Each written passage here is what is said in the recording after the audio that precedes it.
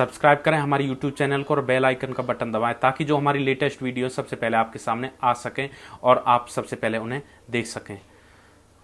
Aligarh railway station के platform number 2 पर एक बेंच के पास एक बच्चा बैठा रो रहा था। बच्चे की उम्र करीब 10 से 12 साल थी और आने जाने वाले लोग उस बच्चे को देख रहे थे। इसकी सूचना आरपीएफ के जवानों तक पहुंचाई जाती है। आरपीएफ जवानों के कमांडर चमन सिंह तोमर उस बच्चे के पास आते हैं।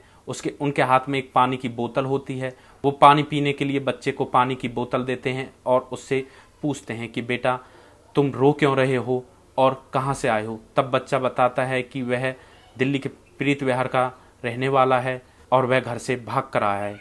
यह सुनकर आरपीएफ के कमांडर सन्न रह जाते हैं और उससे पूछते हैं कि वह घर से भागकर क्यों आया है। तब बच्चा उसको बताता है कि उसे पबजी और फ्री फायर गेम खेलने का शौक था, जिसके कारण उसने घर से चोरी की। बच्चा चमन सिंह तोमर को बताता है कि पबजी और फ्री फायर गेम में कुछ स्टेज होती हैं जिन्हें पार करने के लिए ऑनलाइन शॉपिंग की ज़रूरत पड़ती है। इन ऑनलाइन शॉपिंग में कॉस्ट्यूम और गन वगैरह खरीदता है जिससे उन स्टेज को पार किया जा सके। ऐसे में बच्चा पड़ोसी का सहारा लेता है और पड़ोसी के बच्चे को अपने पापा के पैसे और अपनी मम्मी के गहने चुरा कर दे देता है। ऐसा करके वह बच्चा लाखों का नुकसान करता है और जो पड़ोसी का बच्चा रहता है वह भी उससे मोटा कमीशन कमाता है। जब उनके माँ बाप को इस बारे में पता लगता है तो इस डर की वजह से बच्चा अपना घर बार छोड़कर यहाँ अलीगढ़ आ जाता है। चमन सिंह तोमर उनके घर वालों से बात करते हैं और उन्हें समझाते हैं कि बच्चे को डांटो, लेकिन प्यार से डांटो, इतना भी मत डांटो बच्चा घर छोड़ने पर मजबूर हो जाए। वह बच्चा कितना भाग्यशाली है जो फिर से अपने माँ बाप के पास पहुंच जाता है। हर बच्चे का भाग्य इतना तेज नहीं हो सकता। नमस्कार दोस्तों, मैं प्रेम सिंह महाबली, हरियाणा ट्रेंड चैनल में आपका स्वागत है। दोस्तों, आज जिस घटना के बारे में हम बात करने जा रहे हैं वो मध्य प्रदेश के उज्जैन के नागदा क्षेत्र की घटना है, जिसमें हितेश के फोन से उसके पापा श्याम सिंह के पास करीब सुबह 9:30 बजे के करीब फोन आता है कि अगर अपने बच्चे की सलामती चाहता है तो 1 लाख रुपए का इंतजाम कर ले। यह सुनकर उसका बाप सन्न रह जाता है और भागता हुआ पुलिस स्टेशन जाता है और थाना इंचार्ज को सारी सच्चाई बताता है। तब पुलिस छानबीन में लग जाती है कि यह फोन किसने किया और कहां से आया, लेकिन इसके बाद उस नंबर को स्विच ऑफ कर दिया जाता है। इसके बाद करीब दोपहर के 2:30 बजे श्याम सिंह के पास फिर से कॉल आती है कि श्याम सिंह, तुमने 1 लाख रुपए का इंतजाम नहीं किया है, इसलिए अपने बच्चे की लाश को बीसीआई के खंडरों से ले जाओ। यह सुनकर श्याम सिंह परेशानी में आ जाता है और भागकर पुलिस स्टेशन जाता है। पुलिस को सारी सच्चाई के बारे में बताता है। पुलिस अपनी पूरी फोर्स के साथ बीसीआई के खंडरों की तरफ चल देती है और वहां पर छानबीन करने लगती है, लेकिन वहां पर कुछ भी नहीं मिलता। तब डॉग स्क्वाड को बुलाया जाता है और जिसकी सूंघने की क्रिया से काफी देर बाद बच्चे का बैग बरामद हो जाता है। बच्चे के बैग में उसके कुछ कपड़े रखे हुए थे जो वो कराटे की क्लास में यूज करता था। बैग को देखकर पिता पहचान लेता है कि यह उसके लड़के का ही बैग है और ये कपड़े भी उसके लड़के के ही हैं, लेकिन हितेश का कहीं भी पता नहीं चल पाता है। तब काफी खोजबीन के बाद हितेश की लाश उन्हीं खंडरों में एक जगह मिल जाती है। उसे देखकर उसका पिता बुरी तरह रोने लगता है। लाश को पुलिस अपने कब्जे में लेती है और उसे पोस्टमार्टम के लिए भेज देती है। पोस्टमार्टम रिपोर्ट आने के बाद पता चलता है कि बच्चे के साथ काफी मारपीट की गई है। इसके बाद में इसका गला दबा दिया गया है। पुलिस मामले की जांच में लग जाती है, लेकिन उन्हें कोई भी सबूत नहीं मिल पाता। तब पुलिस उस लड़के हितेश की कॉल डिटेल निकलवाती है और केवल एक बिंदु पर यह केस शुरू कर देती है।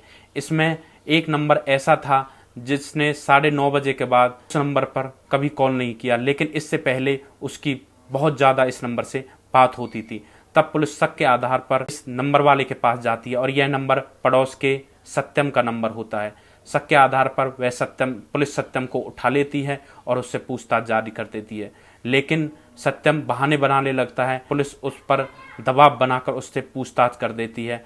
तब सत्यम स्वीकार कर लेता है कि उसी ने ही हितेश का कत्ल किया है। तो हितेश मोबाइल से ऑनलाइन की क्लासेस लिया करता था, लेकिन क्लासेस के साथ साथ उसका ध्यान मोबाइल में पबजी गेम और फ्री फायर गेम पर था।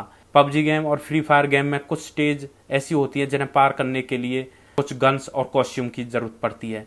इन्हें खरीदने के लिए ऑनलाइन शॉपिंग की जाती है, इसके लिए पैसे खर्च होते हैं, लेकिन हितेश के पास पैसे नहीं होते। तब वे पड़ोस के उस लड़के सत्यम से पैसे लेता है, उनसे ऑनलाइन शॉपिंग करता है। पैसे कुछ ज़्यादा बढ़ जाते हैं, वो 5,000 से ऊपर हो जाते हैं। सत्यम बार बार हितेश से अपने पैसे मांगता है, लेकिन हितेश कोई जवाब नहीं दे पाता। सत्यम को पता होता है कि वह कराटे क्लास लेने के लिए कहाँ जाता है। तो एक दिन 9 जुलाई को हितेश अपनी कराटे क्लासेज के लिए जाता है और वहाँ से क्लास ख़त्म करके बाहर निकलता है। तब सत्यम बाहर उसका इंतज़ार कर रहा होता है और हितेश से कहता है कि वह उससे कभी पैसे नहीं मांगेगा, लेकिन उसे उसके साथ चलना पड़ेगा। हितेश राजी हो जाता है और हंसी खुशी उसके साथ चल देता है। तब वो BCI के खंडरों में पहुंच जाते हैं और वहां आपस में बात करने लगते हैं। बात इतनी बढ़ जाती है, वे हाथापाई पे उतर आते हैं। सत्यम ज़्यादा ताकतवर होने के कारण हितेश की पिटाई करता है और उसकी गला दबाकर हत्या कर देता है और वहां से भाग जाता है। इसके से संबंधित धाराओं में सत्यम को जेल भेज दिया जाता है। तो कोरोना काल में स्कूल बंद रहने की वजह से बच्चे पढ़ाई से दूर हो गए हैं। कुछ बच्चे ऑनलाइन क्लास लेकर उनसे कुछ सीखते हैं, लेकिन कुछ बच्चे ऑनलाइन क्लासेज ना लेकर अपने फ़ोन में PUBG, फ्री फायर, यूट्यूब और कुछ साइट खोलकर बैठ जाते हैं। दोस्तों, माता पिता का यह कर्तव्य होता है कि वह अपने बच्चों का ध्यान रखे कि हमारे बच्चे मोबाइल में क्या कर रहे होते हैं। बहुत से बच्चे अपने माँ बाप से मोबाइल मांग बैठते हैं कि उसे मोबाइल चलाना है, लेकिन दोस्तों माँ बाप का यह कर्तव्य होता है कि वह अपने बच्चों पर ध्यान रखे कि बच्चा मोबाइल मांग रहा है, आखिर वह इस मोबाइल में चला क्या रहा है। मोबाइल में हिस्ट्री का ऑप्शन होता है, जिसमें माँ बाप यह पता लगा सकता है कि बच्चे ने अभी मोबाइल में क्या किया है। दोस्तों, ये स्कूल कॉलेज का ऐसा टाइम होता है, ये एक ऐसी स्टेज होती है जिसमें बच्चा बुरी आदतों को बहुत जल्दी सीखता है। इसलिए हर माँ बाप का कर्तव्य बनता है कि वह अपने बच्चों के ऊपर उन पर पूरा ध्यान रखे कि बच्चा कर क्या रहा है, बच्चे कहीं किसी गलत रास्ते पर तो नहीं चल रहे हैं। ये माँ बाप का पहला कर्तव्य बन जाता है और बच्चों की एक्टिविटी पर पूरा ध्यान देना माँ बाप के लिए बहुत ज़रूरी होता है। दोस्तों, इस वीडियो का माध्यम हमें किसी के दिल को ठेस पहुंचाना नहीं है, बल्कि आपको जागरूक करना है। आप जहां भी रहें सुरक्षित रहें, सावधान रहें। जय हिंद, जय भारत।